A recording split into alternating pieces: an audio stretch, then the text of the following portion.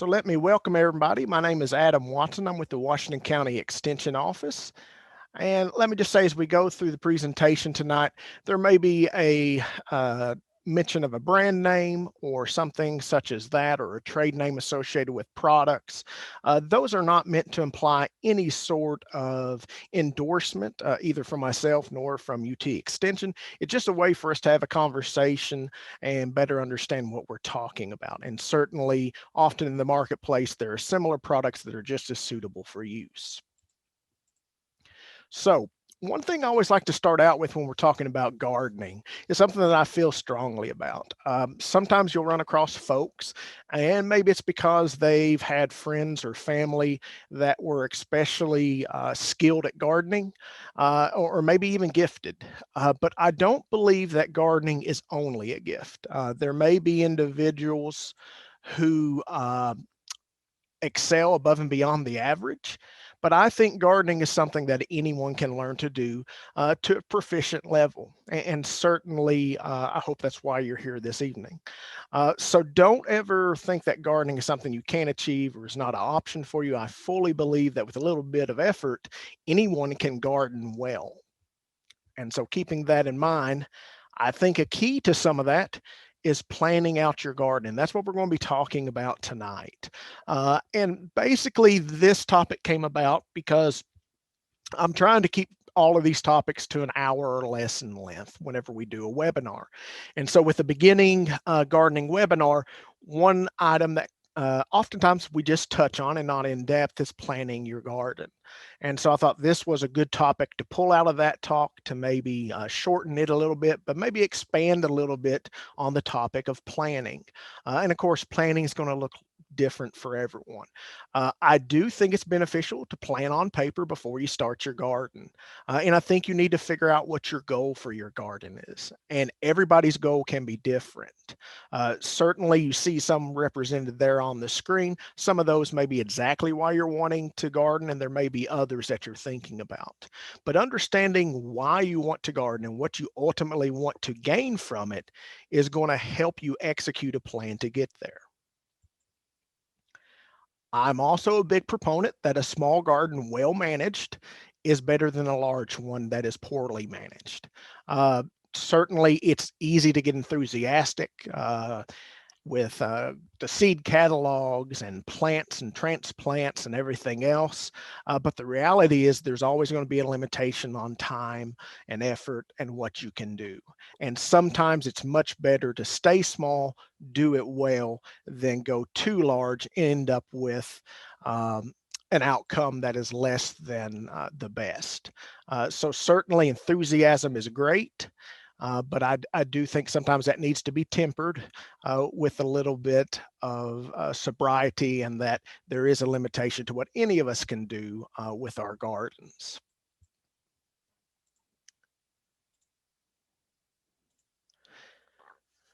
And so to that end, don't just think about the planting side of it. I think especially, when we have beautiful days like we did today where it's warm and nice, it's easy to think we can plant 10 acres and probably we might want to try. But the reality is planting is just the first task of that garden. And so it's all those other activities, whether it's pest management, where we're controlling weeds, insects, and diseases. It may be irrigating, harvesting, and even preserving. All of those take time and effort. And so whenever we go beyond what we can manage, we end up with less than ideal results. So just keep in mind all those downstream activities that round out the garden experience. So sometimes you have an idea of what you'd like to plant, sort of, and so you need a resource to find out really how much should I plant if I'm wanting to do, just enough to have fresh eating quantities once or twice a week, or maybe I'm looking for preserving and, what sort of yield can I get out of my garden? So we've got 3 good publications for that from UT Extension. You see the 3 names there. It's Guide to Spring Planted Cool Season Vegetable, and then the Guide to Warm Season Garden Vegetables, and then Fall Vegetable Gardens. They're all set up in a very similar format like you see on your screen, where it has the different crops listed, suggested varieties. And of course, this is not an exhaustive list of good varieties that you can grow. These are just some common ones, particularly ones that you may find out in the transplant trade, easily available. And certainly looking through seeds, you can find much more variety than just those listed. And you should try some of those. This is not to say those wouldn't be appropriate. But you can see there the planting interval. I will caution you that this publication, or these publications, I should say, do cover the entire state of Tennessee. And so to that end, that date range does cover from Memphis to our northeast corner. And so certainly the earliest dates for some of these crops would not be appropriate in our area. It would be too early for some of those. And so we're probably more towards the middle to later end of those planting intervals. Now, there's always ways to stretch those, certainly with season extension and things like that. So that there's a little bit of play. Those are not concrete dates when you must or shouldn't plant, past, but they are good suggestions. And just keep in mind, in those ranges, we would probably be in the latter half for most of those crops. It has the estimation for seed or plants per 100 feet row. So for those that you're going to be direct seeding into the garden, you'll see the seed. For those that are transplanted normally, you will see the number of plants. And of course, that relates to the between row spacing, or inches between plants, as you see in the column 2 over from there. And also you have inches between rows. So how closely can you space these rows? Now with both of these, there's some wiggle room. Again, these are just good suggestions, and you'll see a number of them have a wide range of spacing. And some of that is just related to how you want to do things. So oftentimes gardeners may do wide bed approaches where they don't just plant a single row of a crop, they plant several rows close together and then have a larger space in between for that between row space. It's a way to conserve some space and not have as much walkways. So certainly you can see some spacing differences because of that, but also just fertility and whether or not you're actively irrigating is another reason we may see some variation there. So again, there's a range and it's up to you to decide sometimes what's best in your garden.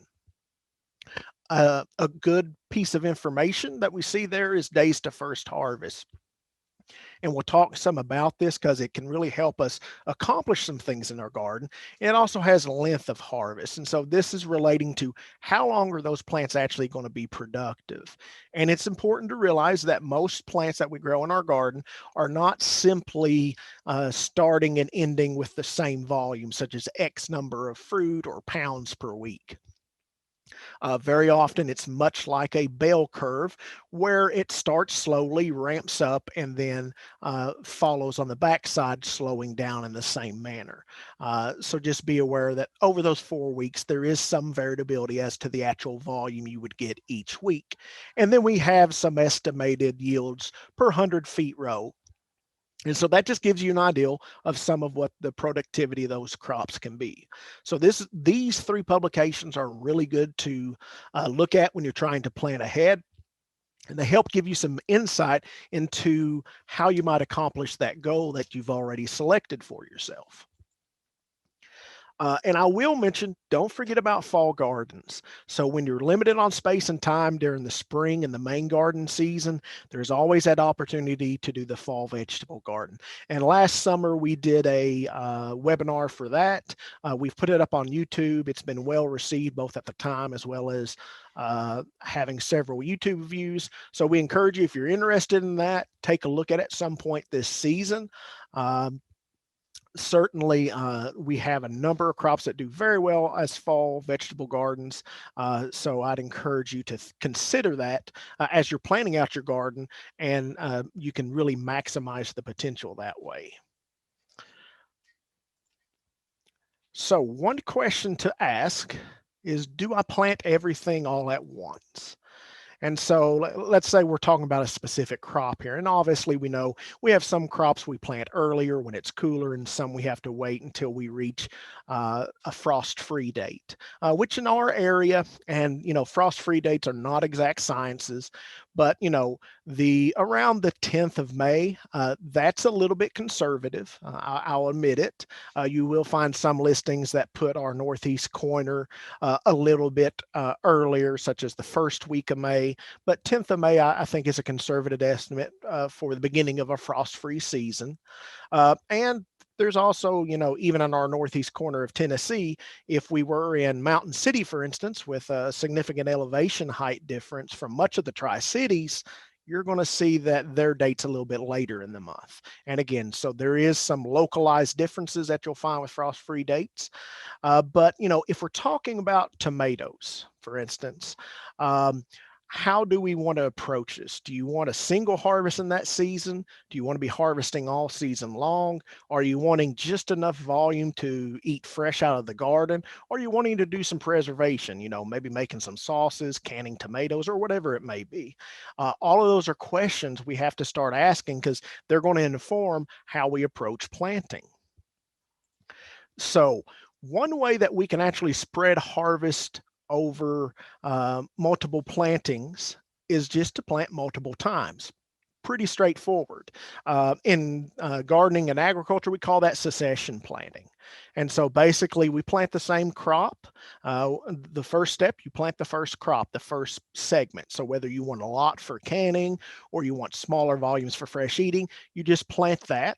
And then you wait 2 to 3 weeks, you plant again, and then you wait 2 to 3 weeks and plant again. And depending on the crop, you may be able to do this several more repetitions. And so the way this works is basically as those crops start maturing and start reaching harvest, you always have a new crop that's beginning to come in as those other plants are going down. And you can sometimes, depending on the crop, increase the number of weeks or days in between those plantings. Certainly early in the season, we typically on a range like this, if it were 2 to 3 weeks, we would look at 2 weeks early in the season because as we're cooler, as we're not building a lot of warm temperatures during the day, growth is pretty slow. So 2 weeks is quite a bit of difference. If you're in the main warm summer season, we would probably push that over to 3 weeks because as each day gets warmer and warmer, you speed up growth. And so that 3 weeks allows for there to actually be more of a difference in the timing of the harvest.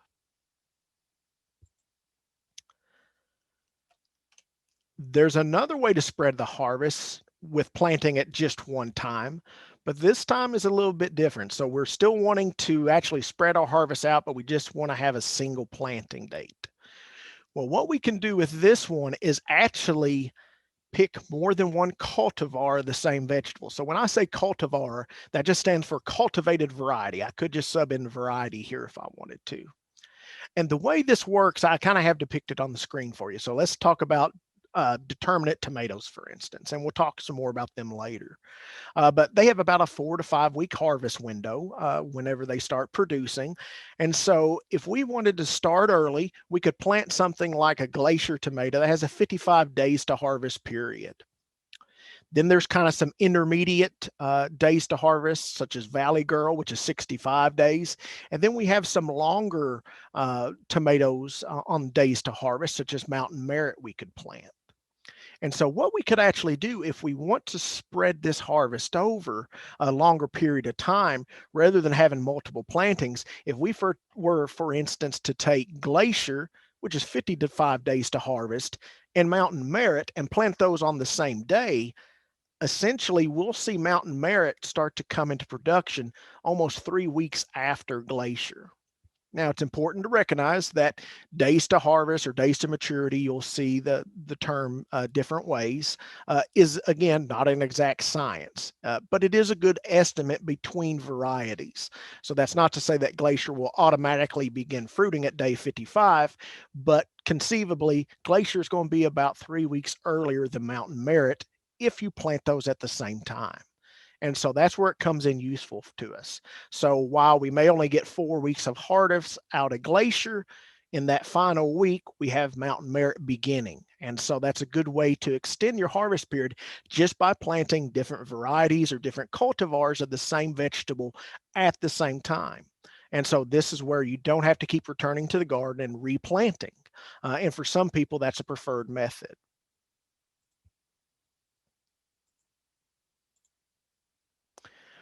So one question that pops up frequently is, where do you find days to maturity?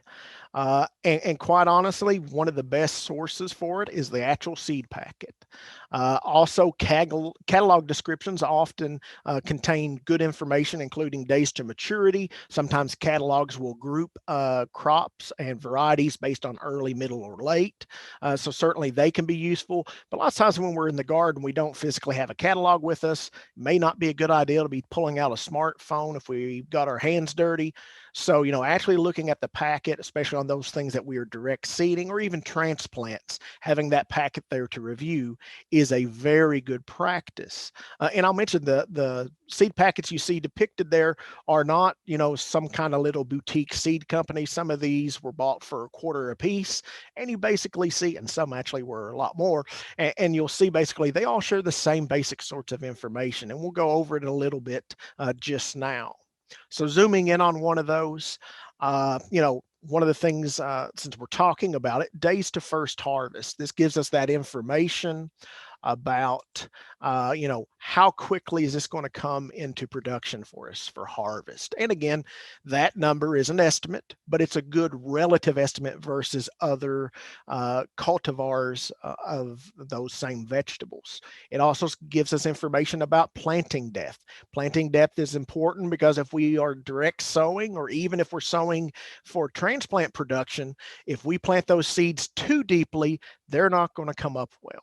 And so we don't want to waste our time. So planting depth information is always on seed packets.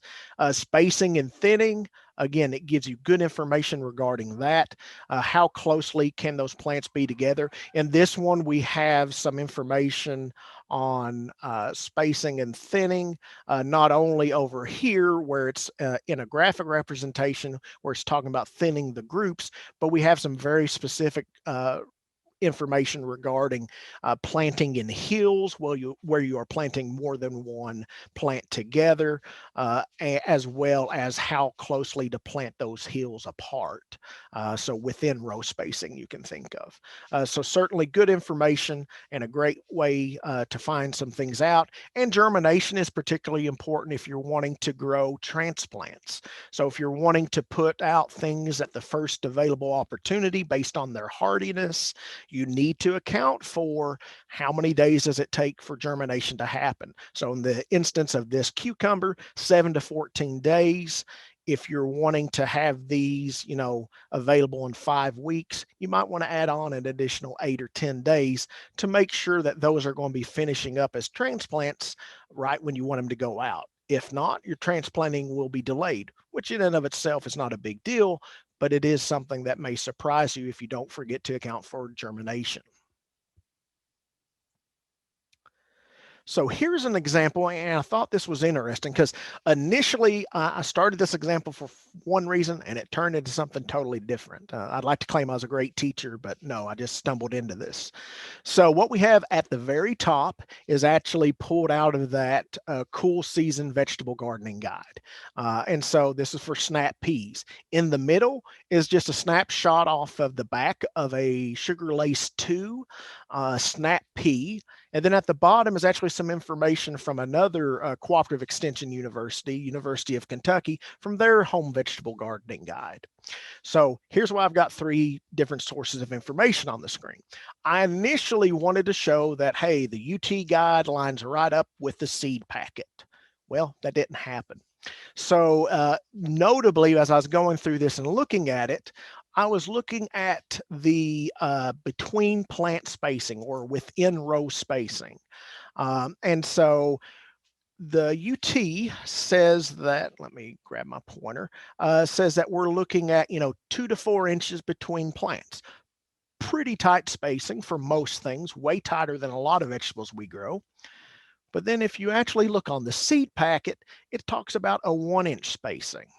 I thought, well, okay, which one's correct? Scratched my head. So I thought, let me look at another university publication. So I went and looked at University of Kentucky, and they're talking about 15 seeds per row. Now, that's quite a bit of variability, all the way from 2 to 4 inches up to less than an inch between seeds within the row. So which set of information do you go with? Now, I work for extension. As much as I would love to say always go with extension, I'm going to have a suggestion otherwise. And here's why. When I see there's conflicting information, I'm probably going to follow the seed packet directions. And this is a perfect example why I would suggest you do the same. This particular variety of snap pea basically is semi-leafless. It has very few leaves on it, which I know is a little bit unusual, but what it does, it produces a large number of pods. So it sacrifices leaf growth for pod production. And so what that means is without a bushy plant, you can place these plants closer together within the row. So again, what the general information from both Kentucky and University of Tennessee did not have was that very specific information about this variety. So certainly for this variety, I would follow the seed packing information because it's variety specific. And again, I always believe that, the seed companies, whoever they may be, they want us to have success whenever we're growing in the garden. So they do a very good job of giving us information to do that. So I would strongly suggest that if you find a conflict like that, looking between different sources, if you've got a seed packet, I would go with that. So I mentioned it earlier, planning your garden out on paper. You can also do it, on your computer if you prefer, if you're used to computer data drafting, or you just like using any of the number of potential programs for drawing digitally. But, having an actual written plan that you have documented is very useful.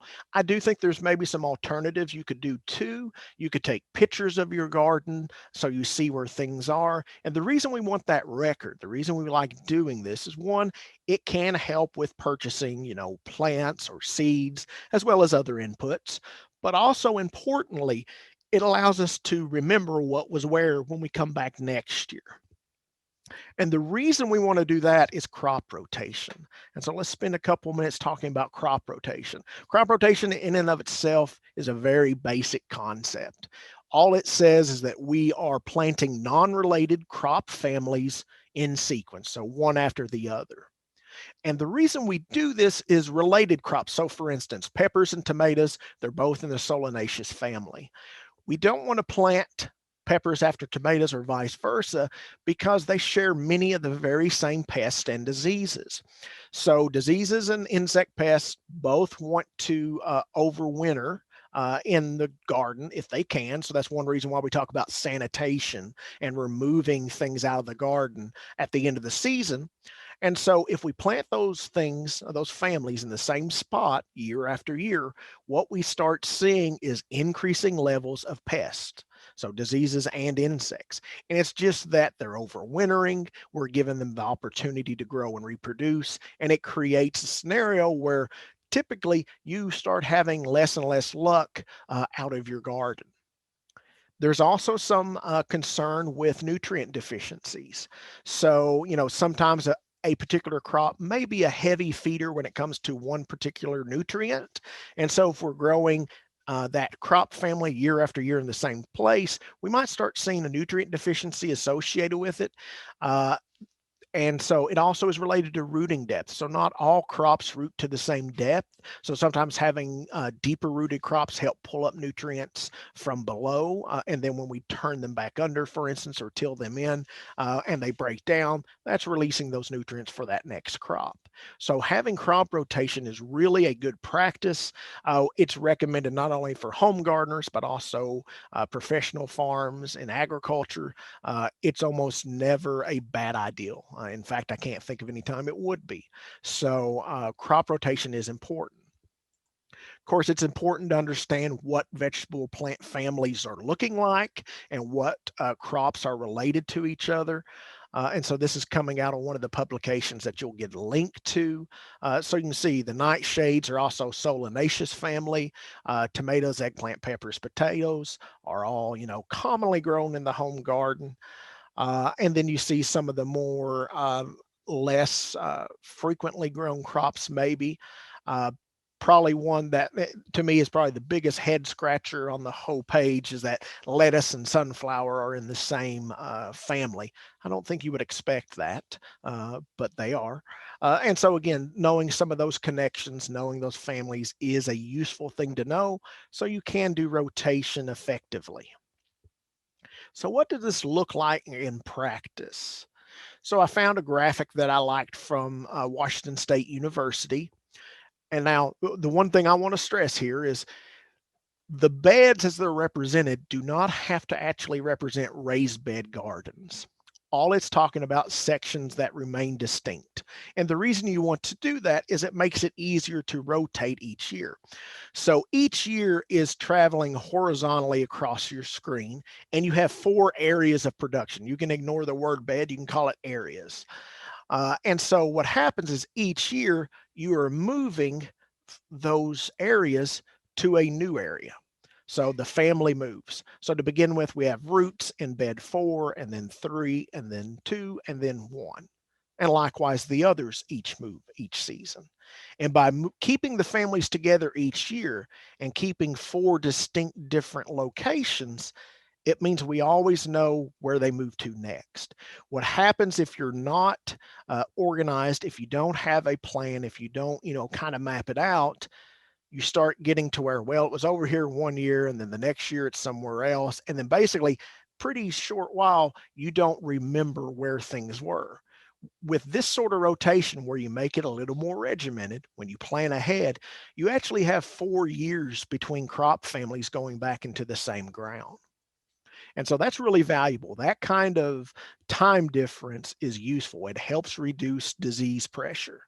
And so that means that, you're less likely to need to be spraying pesticide products out in the vegetable garden, which certainly some of us want to avoid, pesticides if possible. But the other thing is you're saving money by doing that. Pesticide products aren't free, and your time to be out there applying them aren't free, or isn't free, I should say, as well. So certainly, anytime we can use some cultural strategies, some production strategies to reduce insect or disease pressures, it makes a lot of sense to the bottom line. And so I think this is useful. Another thing to consider, we realize sometimes people are limited on crops, or maybe there's only a few things that you're actually growing in the garden. Some people really like to focus on one thing.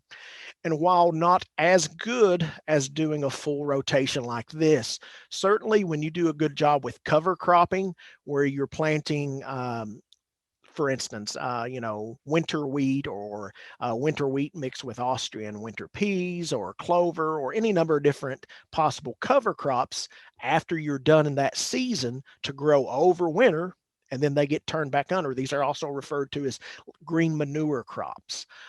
Those can also help because you are including different species in the rotation. So for instance, there are certain diseases that when roots are in the ground, when they're growing, that stimulates them basically to try to initiate the disease. And if it's a species, for instance, like wheat, that they wouldn't survive on, then those spores would die. They wouldn't have success, or it wouldn't be lasting there until that next crop year. So while cover crops are not as good as a full rotation, they at least can offer some help. And so, when you maybe don't have the option to do something this regimented, try doing something like cover crops at minimum. A really good tip for rotations is sweet corn is an excellent crop to include in rotations, because as a grass, as part of the Poaceae family, it basically shares no diseases and insects with other crops. There is one insect that comes to mind, European corn borer, which by the name kind of clues you in, it does affect corn. Oddly enough, it also affects peppers, and we'll actually, I think, find it first on peppers in our area and not corn. I think I've got that right, not backwards. But in any event, that's one of the few things I could think of that actually might have a common host. But other than that, no concerns. So definitely corn, if you enjoy it, is a good one to have in the garden. Some general notes just with planting your garden. When you look to maximize the productivity of your space, look at going with bush or dwarf varieties.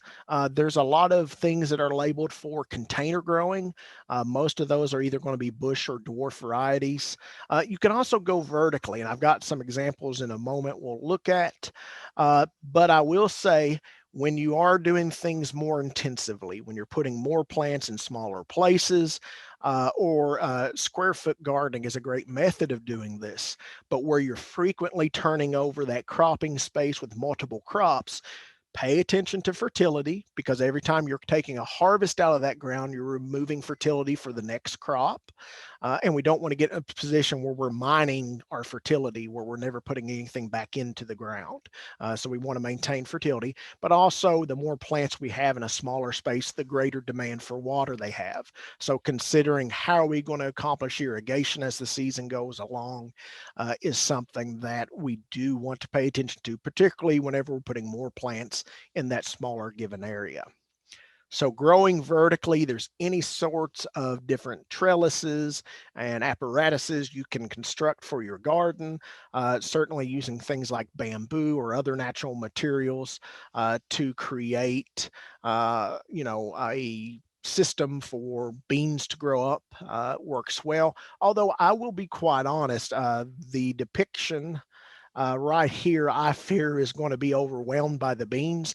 Beans grow considerable amount of biomass. The plants get heavy, so I'd be afraid that this would not withstand the weight of that crop. So do take that in consideration.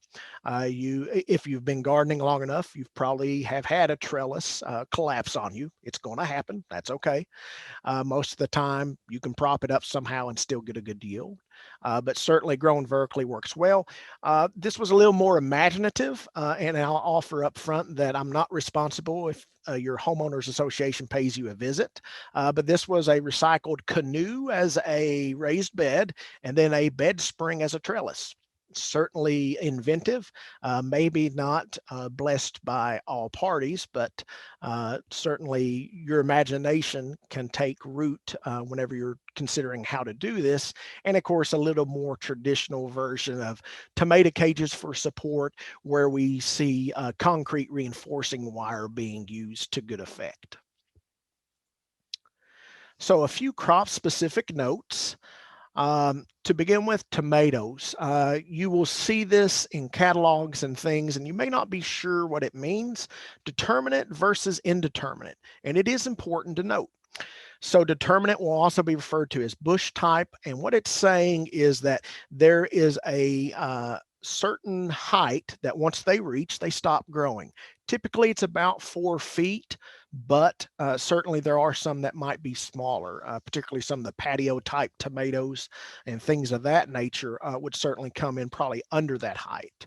What's good about determinate tomatoes is typically they fruit earlier in the season. They have a shorter days to harvest.